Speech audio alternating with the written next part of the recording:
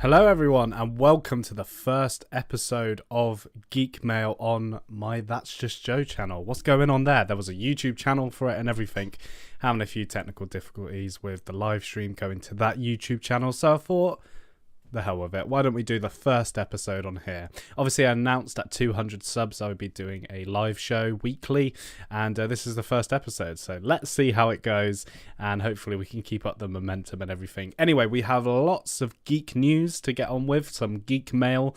There's been a lot announced recently.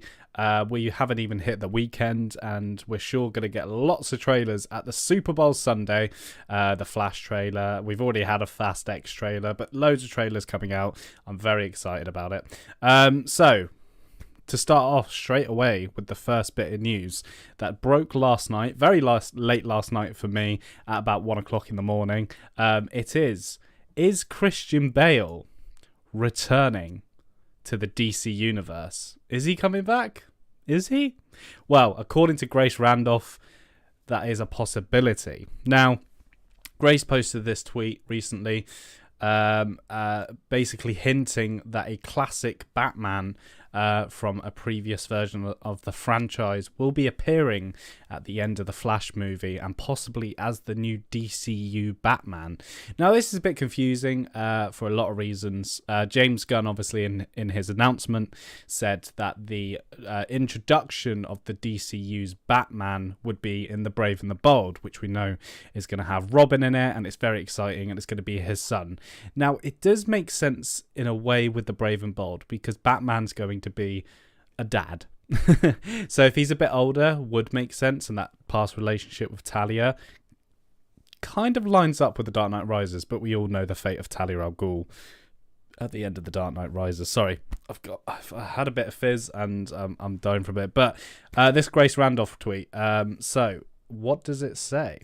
Unfortunately, I don't have my glasses with me, so this is a good start, isn't it? Basically, what she said was, I hear that it's going to be a former Batman who cameos at the end of The Flash and could potentially stick around as the new permanent DCU Batman, Damian's dad.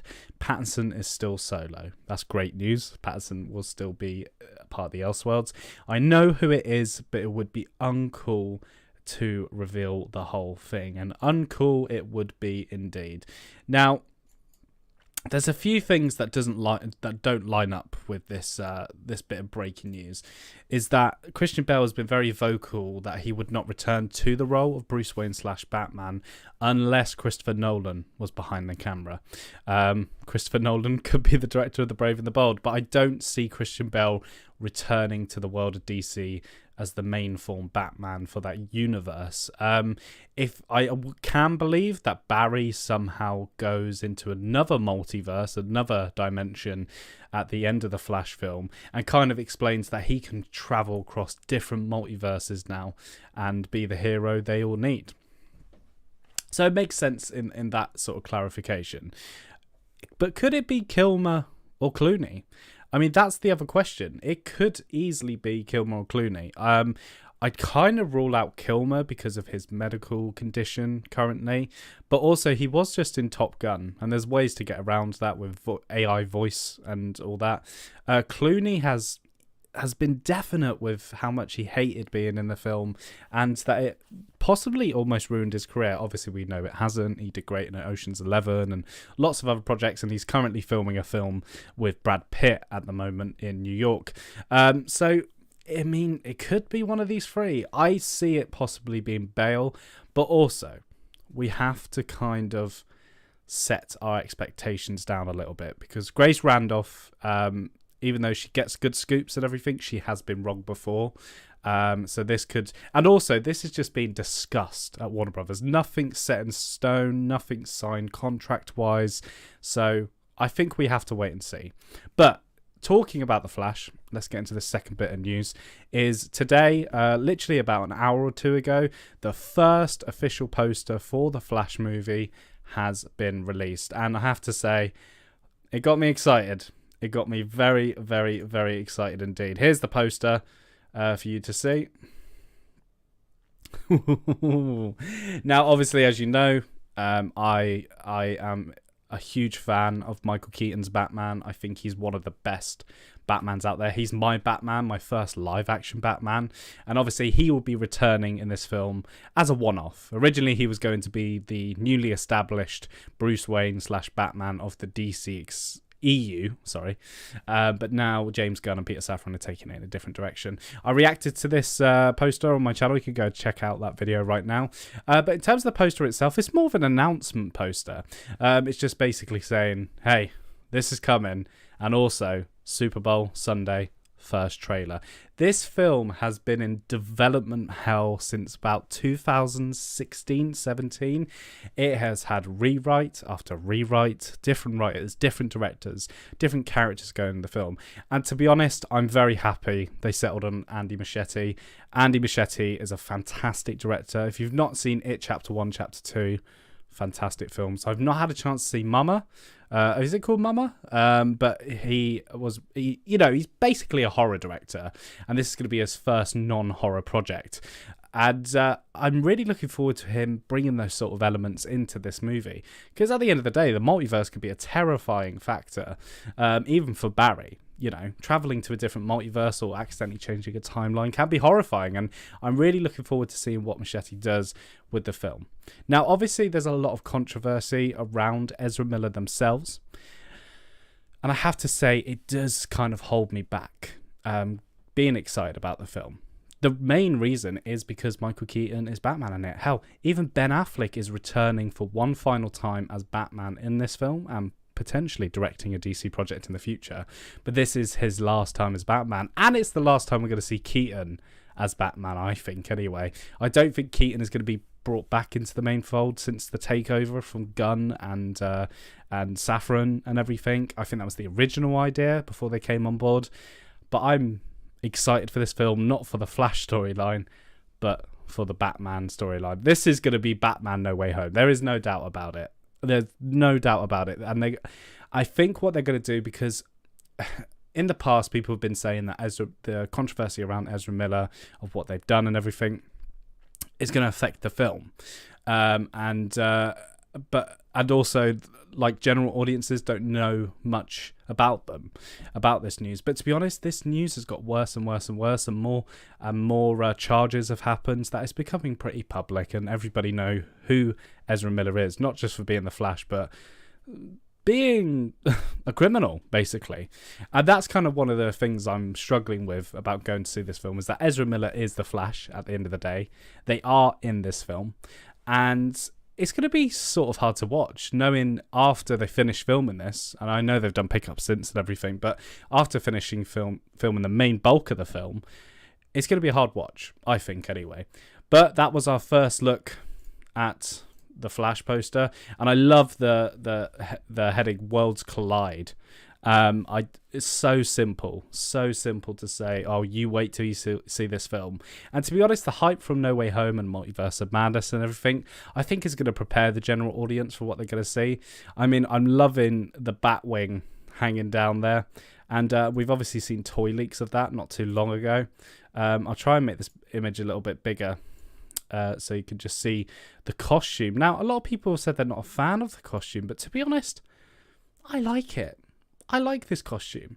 I don't know what the hate is about it. I loved the robust version we saw in both Justice Leagues. I did like that, but this is actually a suit. And this isn't a spoiler because this is in the comics. There's actually a prologue comic, a series of prologue comics you could buy called The Flash, the Fastest Man Alive. And Ben Affleck's Bruce Wayne / Batman makes this costume for him. And it comes out of the ring. He's got a Flash ring and everything. I'm excited. I am excited for the film. But generally, just for the Batman element. And I think that is a bit cheaty of me. But anyway, what do you think? Are you excited for the Flash film? Are you excited to see Michael Keaton return as Batman, Ben Affleck to return as Batman, and could you potentially see more Batmen in this film? Let me know in the comments below. Thank you. Anyway, let's get on to the next one. Let's get on to the next topic. And this, to be honest, I still haven't quite processed. I'm still shocked by this news because I didn't see it coming. But Spider-Man Noir who we know better as Nicolas Cage in Spider-Man Into the Spider-Verse. Fantastic film, one of my favourite Spider-Man films. They are making a live-action series at Amazon with the creative minds of Lord and Miller behind the scene. Now, this is no confirmation Nicolas Cage is playing this character, and it's not confirmation that it's Peter Parker, and it's been pretty much confirmed by Variety, who broke this news, that that Peter Parker will not be the Spider-Man of this film.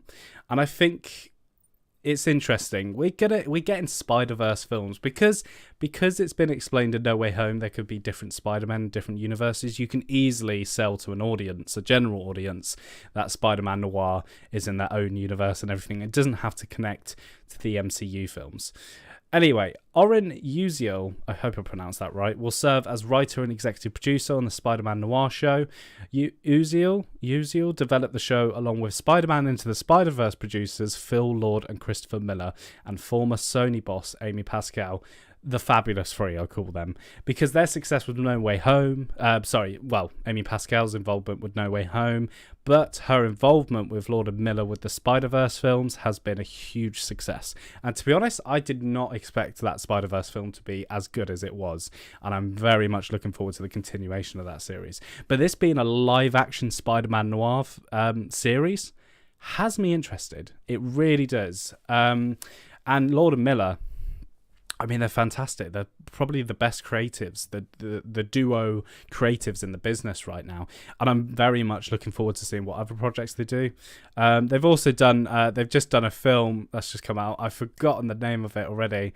I've forgotten the name, but it's loads of talking dogs, and it's just their sort of humour and everything I enjoy. The Lego movie they were behind as well, and the Lego Batman movie I believe they were behind. But I think a lot of people are forgetting is that their names sell projects when they're not even the main directors of the film. Into the Spider-Verse was directed by two completely different people, but they are the creative influence on the project, and I think they're the ones that get stuff sold at the end of the day. I think they're the ones that pitch the idea, and then the studios go, yeah, that sounds good. Obviously, it didn't work out for Solo, a Star Wars story, which I still want to see that cut, but I don't think we'll be seeing that cut anytime soon.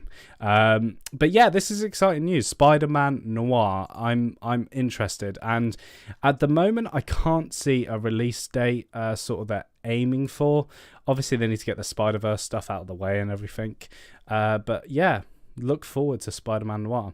Anyway, let's get on to Strays. That's right, Charlotte Nixon. It is Strays.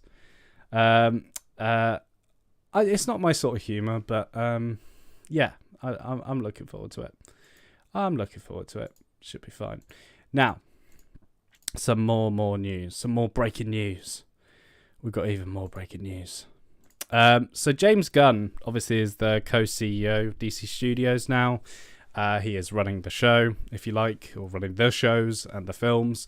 And there has been a hashtag going about, and God, we've had so many hashtags to do with this Snyderverse stuff. But this one is sell the Snyderverse to Netflix. And I did a video recently talking about the insanity of not selling it to Netflix, because again, I don't know if that's even a possibility. I mean, if Sony can give Amazon a Spider-Man show, DC could give Netflix the Snyderverse films. I don't know. I'm not an expert, but I just don't think it's going to happen, because I think Gunn and Safran really want to concentrate on their DC universe, and they're very small Elseworlds projects, and I think they wouldn't go for this. And also, Gunn has confirmed this in a recent tweet when a Twitter user basically replied to them. They just James Gunn had just posted a picture of Swamp Thing, a new Swamp Thing comic coming out, teasing it. And someone put the hashtag sell the Snyderverse to Netflix, and James Gunn had this to say. So let's get that up. I have to say, this has got to be the wackiest hashtag ever, since one, Netflix hasn't expressed any such interest, although we've discussed other stuff, and two, Zack hasn't expressed any interest and seems to be happy doing what he's doing, and yes, we too have talked. In terms of what Gunn and Zack talked about, it was basically Zack calling Gunn just to congratulate him on the DC universe, and he's a big fan that there's going to be a proper connected universe, and it's not going to be all over the place like it has for the past many years, 10 years now, since 2013, Man of Steel, I guess you count as the DCEU. But Gunn is basically putting his foot down and saying, look, this hashtag, this whole movement thing, it's not going to work. I mean, it worked for Snyder Cut, but I do believe they're not going to reboot the Snyderverse. I think Zack Snyder really wants to concentrate on their own projects. And Rebel Moon looks fantastic. I'm really looking forward to that. And I loved Army of the Dead. I thought Army of the Dead was a lot of fun. I wanted to see more of that universe. But hey, not everything has to be a cinematic universe. I think that's really important to kind of consider when it comes to what Zack Snyder does. And so yeah, Snyderverse is not going to Netflix, I think. And as I said in my video, I will eat a bunch of egg yolks without being fried or anything. Raw egg yolk, raw eggs. I will eat a mixture of raw eggs, maybe 4 or 5. I don't know how much could kill you. But I will do that if they go, Snyderverse is coming to Netflix. New projects from the Snyderverse are coming to Netflix anyway. Anyway, let's stop talking about me eating eggs. But yeah, that's the big news in terms of that. We got a bit of Indiana Jones 5 news. Now, personally, I'm not a big fan of Indiana Jones. I'm not the biggest fan of Indiana Jones, and that's fine. I think it's fine. I don't even remember watching the films. The one I remember the most, and it's kind of embarrassing, because it's considered the worst, is the Kingdom of the Crystal Skull. Because I remember going to see it with my dad. He's a big Indiana Jones fan. And it was sort of my first exposure to Indiana Jones as a teenager. I hadn't really watched the originals when I was a teenager. When I was much younger, I did. But Indiana Jones just didn't kind of grab me. Well, the most recent trailer we got did grab me. And I'm very excited to see James Mangold directing this. Phoebe Waller-Bridge is sort of writing it and also starring it. Is it Phoebe Waller-Bridge? Is that a singer? I need to check now, because I always think I'm wrong. No. It's Phoebe Waller-Bridge, yeah. So big news for Indiana Jones. And I was quite shocked by this. Is it had a massive budget and is one of the most expensive films that have been made to date. It's amongst a list that there's films that have had a higher budget, but it's amongst that list, which is crazy. So, coming from comic book, is it comic book resources? Comic book CBR.com. Sorry, apologies. I should have researched it before. But according to Forbes, Disney revealed that it sanctioned nearly $300 million for Indiana Jones and the Dial of Destiny. To be precise, $294.7 million to be exact, making it by far the most expensive film of the Indiana Jones series and even one of the most expensive films of all time. The Kingdom of the Crystal Skull, the one I remember, was released in 2008 and had a budget of $185 million. However, it ranked nearly $800 million at the box office. It's kind of crazy to me that they didn't get onto a sequel quick, considering it nearly made $1 billion at the box office, even though it was not well received. But when you think of it, it's like, wow, they should have been jumping on that Indiana Jones train. And here we are with the Dial of Destiny. And I have to say, again, the trailer looks fantastic. But this being one of the most expensive films made, I mean, will it be worth it? That's the question. I mean, we saw some of the CGI in that trailer and it did not look nice. You know, Harrison Ford's head plastered on a stunt guy on a horse and everything. It didn't look great. But I have to say, it gave me goosebumps, that trailer. I'm very excited to see Fleabag star Phoebe Waller-Bridge in it. I'm Mads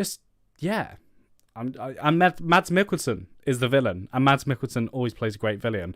And Antonio Banderas will be playing a part in the film as well. Again, I don't know much about the Indiana Jones mythology, but Harrison Ford has said it's his last one. He said in an interview recently, it's his last one and he's done. Money talks. And money talks for this one. I don't think Harrison Ford wanted to do one after Kingdom of the Crystal Skull. That was considered the end of the Indiana Jones franchise because he got married and he gave up, and then his was it his godson was going to be, or his nephew or something like that, was going to be the next Indiana Jones, but off screen, which was obviously Shia LaBeouf, and that didn't quite work out that, but but yeah, like I'm excited for it anyway. I'm really excited for Indiana Jones, but I'm really surprised how much it cost to make. That is quite a lot of money when you think of it.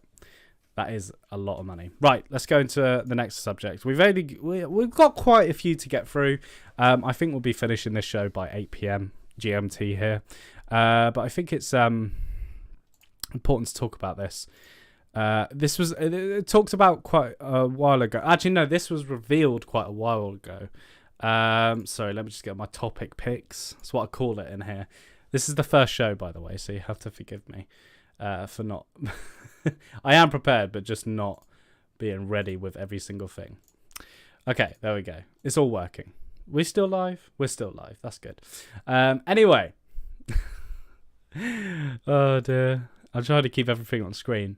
Dominic Throne, who obviously plays Riri Williams in Black Panther Wakanda Forever, one of the best parts of the film, in my personal opinion, actually auditioned for Shuri back when they were auditioning for the first Black Panther film. And a video was released online recently and from the Wakanda Forever Disney Plus behind the scenes special of Chadwick Boseman and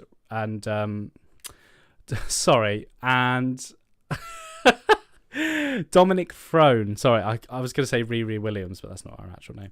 But here's a screenshot. I won't play the video in case of copyright. But she was auditioning for Shuri. And to be honest, from that little clip, I could see her as Shuri easily. But I do think Letitia Wright was, the best pick for that role at the time. And I'm just really glad Marvel just saw something in Dominique and just went, yeah, let's get her back. Let's get her back and audition her for this role. She's fantastic in Wakanda Forever, but I had to say it was really sad seeing Chadwick Boseman again, and especially with the stand up to cancer shirt on and everything, because as we know, he had been fighting it for a while, even during the shooting of Black Panther and everything. And it's just, but it's also nice to see Black Panther, Mr. Chadwick Boseman, with the future of that franchise and everything. It was very bittersweet. But I have to say, I'm really looking forward to Ironheart, which Riri Williams will be the star of that, playing her character, Dominic Throne playing that character. I'm really looking forward to that show. I'm very interested. And it's driving me crazy about Marvel recently, because I still feel like we haven't had a lot of news concerning the upcoming shows, like Secret Invasion. I feel like we've hardly heard anything. I'm really surprised we got a trailer, to be honest, not too long ago. And that's one series I'm really looking forward to. It looks quite, it looks quite raw, and looks like Captain America Winter Soldier, sort of Civil War vibes and everything. So I'm very much looking forward to that and seeing who stars in that and everything. But Armor Wars, which was going to be a Disney Plus show but is now a film, I'm very interested to see why they did that. There's not been really any confirmation, honest confirmation why they did that. I think it might have been a budget thing. Like, this is going to be too expensive to make as a Disney Plus show. I think if we make it as one of the mainline phase films, we can do it. But yeah, no, it's always interesting. It is. Anyway, our next piece of news: Star Trek 4. God, when did the last Star Trek come out? I do not remember. Star Trek 4 is going to be... I don't know. Because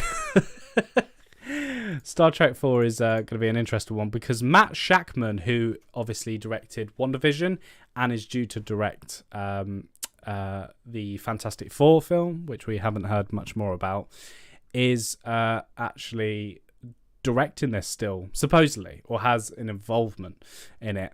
But he's actually said in a recent interview with Collider, and I'll just get this interview with Collider up right now. I love it when I have a internet protection thing and it categorizes it as categorizes it as an ad blocker. That's great, isn't it? God's sake. There we go. I've sorted it out. See, this is what I mean. I need to be more prepared. But anyway, so Matt Shakman, director of WandaVision, due to be director of Fantastic Four, is saying that Star Trek 4 is still happening. And he recently said in an interview with Collider, saying, I think what they're still working on is a version of what I have been working on for the time that I was involved.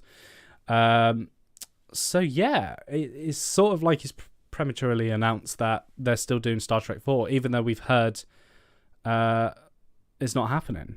Is it still happening with Matt? Sorry, I need to go through this. So he was originally tapped to direct. It was prematurely announced last year. God, just right. Is it still happening with him?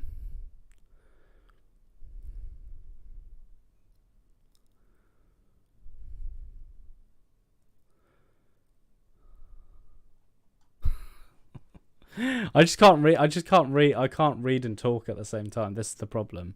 But anyway, Matt Shackman has been pretty honest and said, I think they're still doing the same version I was doing. So who knows? We'll probably hear some news soon concerning that. And when he says that same version, he's talking about Chris Pine and Zachary Quinto and all that returning, because they are contracted. They're contracted to make a certain amount of films. I think they're contracted for 4 or 5 films. So it makes sense if they came back for this 4th one. Beyond didn't do as well critically. I don't know about box office numbers, but I didn't see it. And I loved Into Darkness. I loved J.J. Abrams' Star Trek movies. I thought they were really fun. Got me into the world of Star Trek. But yeah, we'll see where that goes. There's also been some news about Kevin Feige in the Marvel Universe nearly being fired in 2015. But good old Bob Iger, who is the returning CEO of Disney, actually stopped this happening. And it's really interesting. It's like, where would we be if he was fired?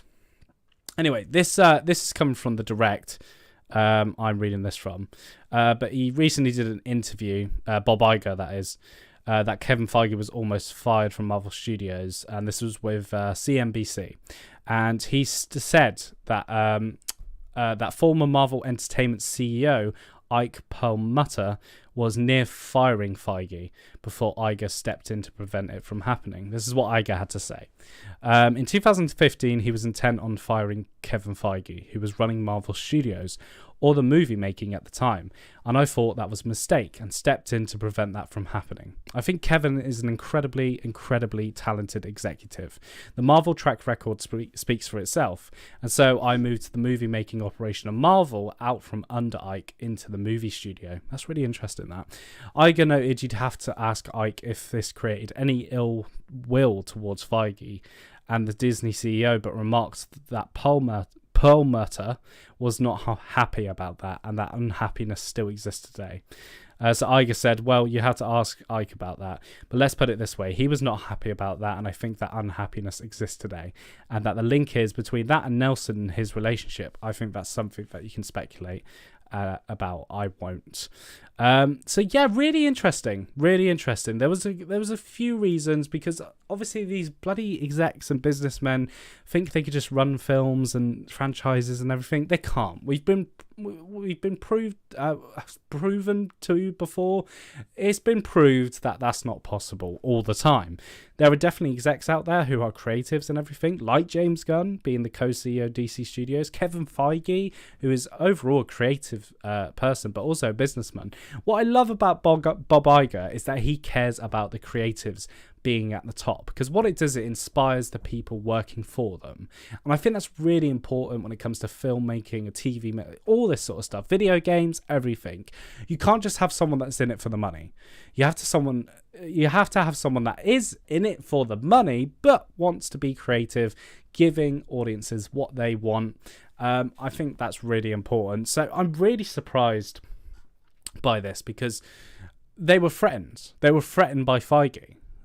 At the end of the day, he was getting all the glory. He was getting the Marvel trajectory right. Basically, this is post-Avengers 2012. It started to fall a little bit, the Marvel films and everything.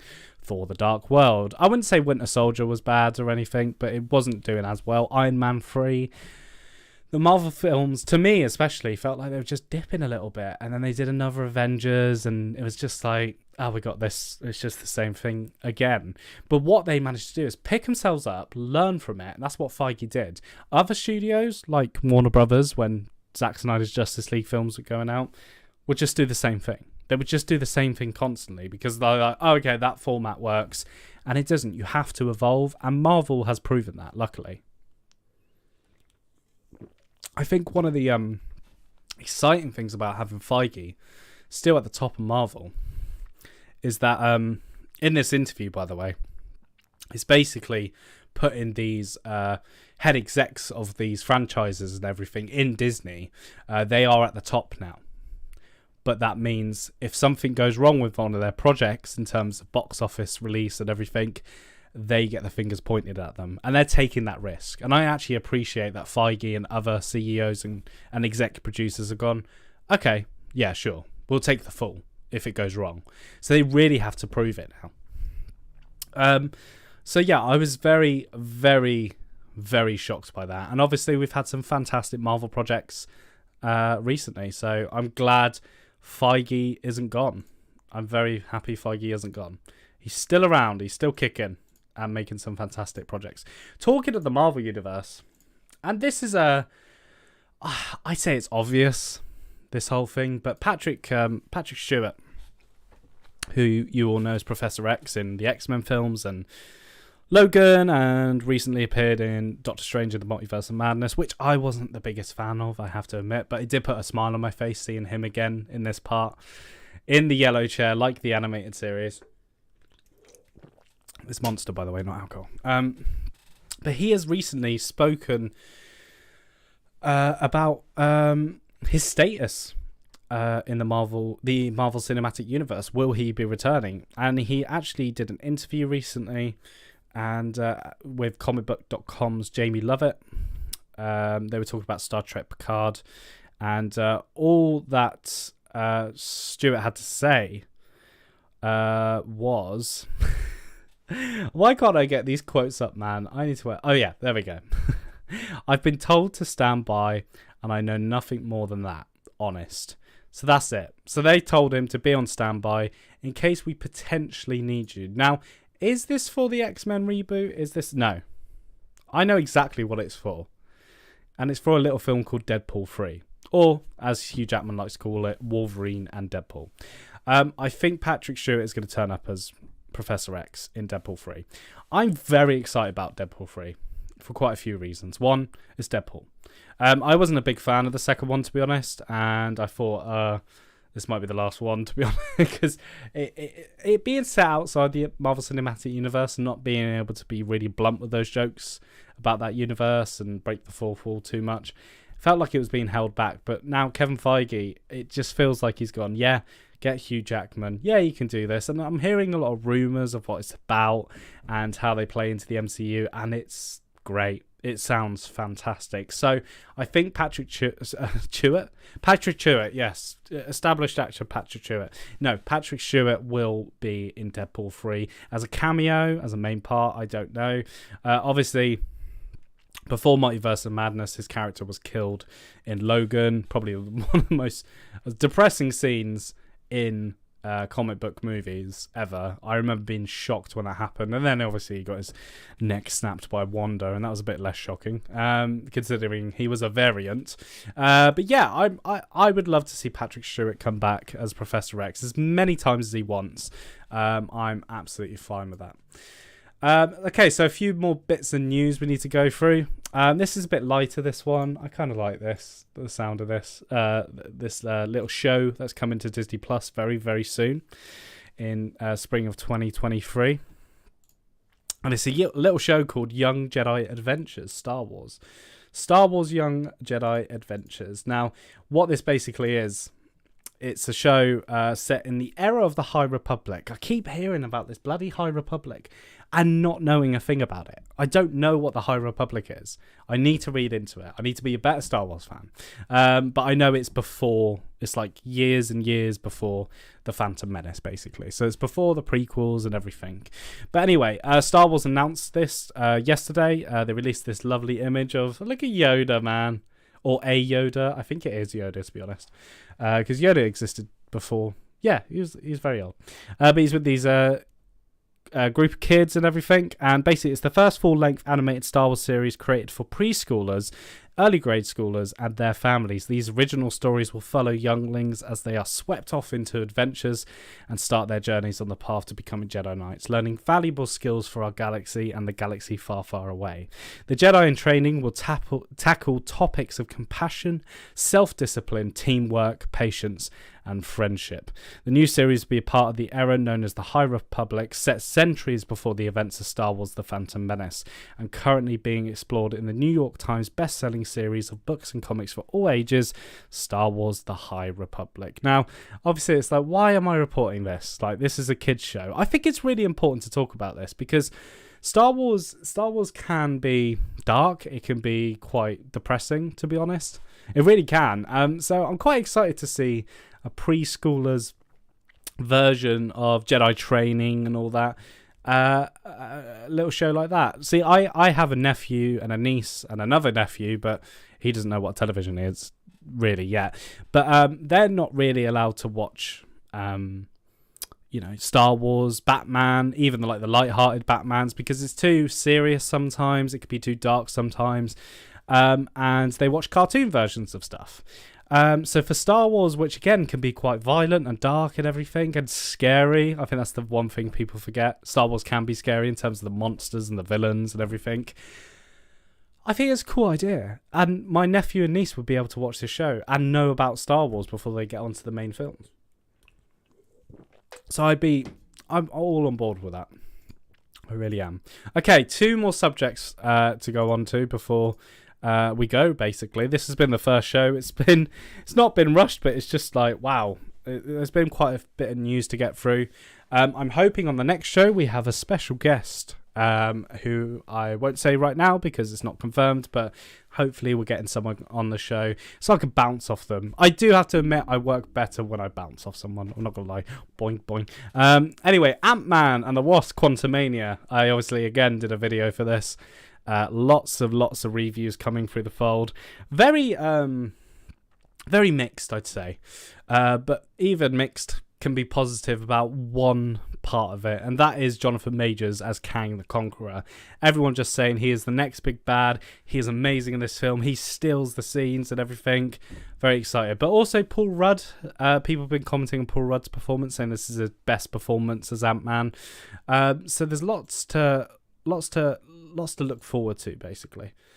There's a lot to look forward to with this film. And to be honest, I haven't been that excited about it. I can't lie. I can't lie. But the news about Jonathan Majors being quite an integral part to the film and everything is quite exciting to me. Sorry, I'm just turning this up so you can actually see me. But anyway, I've got a great... sorry, not me. I didn't do this. Rotten Tomatoes did a fantastic breakdown of the social media reactions to the world premiere of Ant-Man 3. It's messy, but everyone loves Jonathan Majors. That's the headline. But what it does, it brilliantly breaks down elements the general audience and people who haven't seen it yet would be asking. And here's some of the reviews you can look at. Hold on. Press that button. Press that. There we go. Look at that. It's so professional. Is Quantumania another great MCU installment? So let's look through some of the reviews for each section. Ant-Man 3 is a lot of fun with lots going on. I'd loved seeing Scott and Cassie's relationship and the quantum realm. Ant-Man and the Wasp Quantumania was good. Not everything lands, but it's funny, innovative, and a good time. An enjoyable, bizarro ride into the quantum realm. Ant-Man and the Wasp Quantumania kicks off Marvel's Phase 5 with a vivid but messy spectacle. The overall film is sadly just okay. So yeah, again, there's a bit of happiness there. How does it compare to other Marvel films? Ooh. Oh, you don't want to do that, do you? Are we really comparing to other Marvel films? Come on. Learn better. Ant-Man and the Wasp Quantumania is by far Marvel's weirdest, zaniest movie to date. Quantumania is definitely Marvel's weirdest movie yet. Ant-Man and the Wasp Quantumania is the best of the trilogy. Higher stakes, dangers, and repercussions. It's also got one of the best MCU villains. This was my initial concern with this film. It does look dark. It looks really dark, really serious compared to the other two. I wasn't a big fan of the second one, to be honest. The first one I absolutely loved. And again, I'll say it again. The best Ant-Man film is Avengers Endgame. Paul Rudd in that is fantastic. I can't believe how important Ant-Man is in that film. It is brilliant. And when he sees his daughter, absolutely soul-crushing. It really is. Anyway, let's carry on with the reviews from Rotten Tomatoes. Is it reminiscent of anything else in particular? We know this. We know what it is. Read every single one. Star Wars, Star Wars, Star Wars. Star Wars, Star Wars. There's one that says Rick and Morty, which... not great news at the moment. So yeah, Ant-Man and the Wasp Quantumania is like Marvel meets Star Wars, and I am here for it. Ant-Man and the Wasp Quantumania gives some heavy Star Wars vibes. Ant-Man and the Wasp Quantumania is as close as Marvel's gotten to Star Wars movies, with little bits of Rick and Morty feel. The film at times feels more like a Star Wars film rather than a Marvel movie. That's just insane. And I think it's going to be the whole Kang army and everything. That's what's going to be the main sort of Star Wars pull. How are the visual effects? This is the key question. The CGI was stunning. The quantum realm is seriously beautiful. The effects are superb. It overwhelmed me sometimes. The volume and CGI characters was a heavy combo for some parts. And when they say the volume, do they mean the thing from The Mandalorian? The big screen? So they must have used that a lot. Because this was shot during, the height of COVID and everything. And remember, we're still technically in a pandemic. What about the script? Creative, irresistibly energetic, engaging, fast-paced storytelling with humour and heart. It's funny reading these because I'm hearing the script is fantastic and everything, but that's why I'm kind of shocked that people are saying, it's not the most memorable Marvel film. But they're saying the script is amazing. Like, it's a really good script. So I don't know if it's a case from, from page to screen sort of thing, if we was reading the script better than what's interpreted on screen, or I'm not quite wise. I'm not wise. But one review says the story was a bit underwhelming. The humour was good.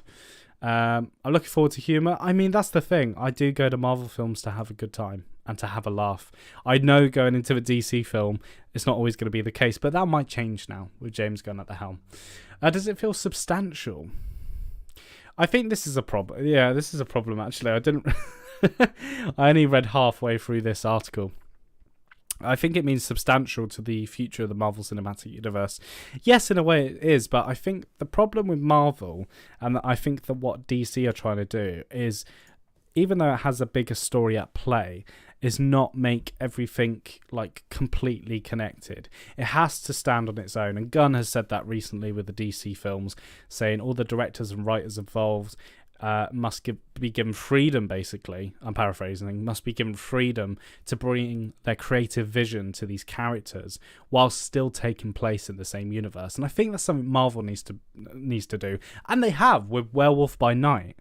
Like, that was incredible. It was a short film, and it was different from any Marvel film you've seen, but it was still sort of set in the cinematic universe. And, it might be a game changer in the future. Like, it might impact the future of the Marvel Cinematic Universe. But does it feel substantial? Ant-Man and the Wasp Quantumania has way too much going on. It's tough to connect emotionally to any of it. Pay close attention to everything Kang says. This is just the beginning. While the external stakes are clear and weighty, emotional drive felt slight and levity even lighter. How is Jonathan Majors? Rules. Completely rules. Absolutely terrifying, which I'm really glad to hear. Jonathan Majors was meant to play Kang. So amazing and so hot. Okay. Jonathan Majors' Kang is charismatic, intense baddie, and visually awesome, but the threat he represents is too abstract. That's interesting. What about MODOK? Oh god, MODOK was insane. MODOK brings all the ridiculous humour. Does anyone else stand out? Michelle Pfeiffer. That's a huge surprise to me. I know the main storyline is them going back to where she lived for so many years. So that's going to be really interesting to see. How are the two post-credit scenes? Two cool post-credit scenes. Both are very important and good. Every single post-credit scene is important. Every single one. Ever since we've had some crappy ones. Do you remember that one in Captain Marvel when the cat threw up the Tesseract? That was probably the craziest post-credit, end-credit scene I've ever seen. Will it leave us hopeful for the MCU's future? I guess this is going more into the future. The hints of what's to come with Kang have me mostly intrigued. Can't wait to see more from Kang. There's so much new that locked me back into the MCU. Get excited. Da, da, da, da, da. So, again, I still think it's mixed. I do. I think this is a mixed film. What's really interesting, I was talking to someone about this the other day, is that Kevin Feige stated before the release of WandaVision that the Disney Plus shows, if you come into the Marvel Universe watching the Disney Plus shows first, you don't need to know what's happened in the films. Like, you can just watch them, you know. And vice versa. If you watch the films and you don't watch the Disney Plus shows, don't worry. You don't need to watch the Disney Plus shows to understand what's going on in the film. That was a lie. That was a complete lie. It is untrue as hell. WandaVision has huge effects on Doctor Strange. Because if you watch Endgame to Doctor Strange, from the last time we saw Wanda to the latest time we saw her, she's completely changed as a character. She is completely changed. Her viewpoint is completely different. I think it's a lie. And it's the same with Ant-Man and the Wasp Quantumania. Is Kang, well, a variant of Kang in He Who Remains was revealed in Loki. And what that did is explain the multiverse to us. And then you have Spider-Man No Way Home, which, to be honest, explained the multiverse very well with Doctor Strange, with his magic and everything. So it wasn't really needed for that. But in terms of He Who Remains, I'm basically hoping to go into this film. And if I watch it and I go, well, right, if this was my first time meeting Kang, or this version, I don't think it's the actual Kang, by the way. If I meet this version of Kang, will I understand his motives through this film, or do I have to know what happened in Loki? It's going to be confusing. It really is. I'm really looking forward to Jonathan Majors being the new big bad of the MCU, basically. And that is what it's all leading to. They've confirmed this. That's what it's all leading to. So yeah, Ant-Man and the Wasp Quantumania coming out Friday. I would definitely be going to see it. I'm really looking forward to it. I'm looking forward to it more than I was, just a week ago. Do you know what I mean? But the trailers, again, it just seems like such a dark film. I'm kind of nervous. I'm kind of nervous about it. Anyway, that has been the first episode of Geek Mail. I'm sorry it hasn't been as energetic as it should be, as different as it should be, but at the end of the day, I'm trying to find my feet with this channel. I really want to grow it. I want to try new things all the time, not just always do live streams, but also do cut down clips, quick videos and everything, but also I want to do videos on my channel at the same time, but we'll sort something out. I've been really happy with this first episode, so thank you to everyone that's been joining in. We've done nearly an hour now on this show, and I promise on next Saturdays or Fridays, not next Saturdays, I'm not here. Maybe Friday. We'll do it every other 2 weeks. Anyway, I don't know the schedule yet, but this is just a pilot episode, basically, to see how it goes.